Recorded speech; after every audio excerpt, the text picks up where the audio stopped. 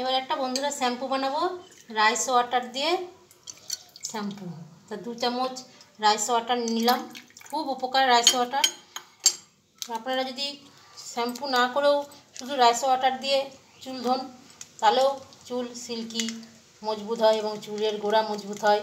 চুল খুব নরম ভালো সুন্দর একটা চুল আপনারা উপহার পাবেন, এটুকুনি গ্যারান্টি দিয়ে বলতে পারি।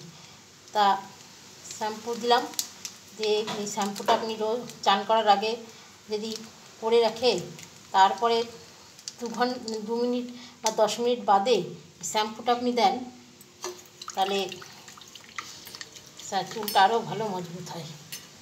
আর বলে না হাত দিয়ে একটা ভালোবাসা আছে, যতই আমরা চামচ দিয়ে করি আর যতই যাই করি না কেন হাতের মতন ভালোবাসা মনে হয় কোথাও পাওয়া যাবে না।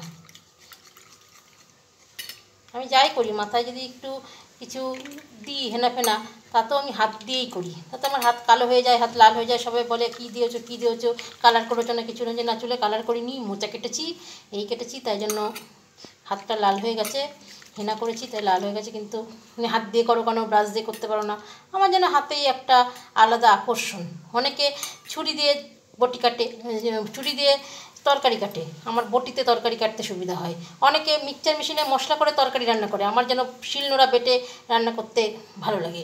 হাতের কাজ করবো, কোনো টাকা খরচা করে বিদ্যুৎ খরচ করে জিনিস করা আমার ঠিক ভালো লাগে না। তাই শ্যাম্পুটা আমি হাত দিয়ে গুলালাম। বন্ধুরা আপনারাও দেখবেন হাত দিয়ে গুলিয়ে হাতে খুব ভালো গোলে, চামচ দিয়ে অতটা মনে হয় ভালো গোলে না। তা এই শ্যাম্পুটা আপনারা ব্যবহার করুন, মনে হয় চুল ভালো হবে। ধন্যবাদ।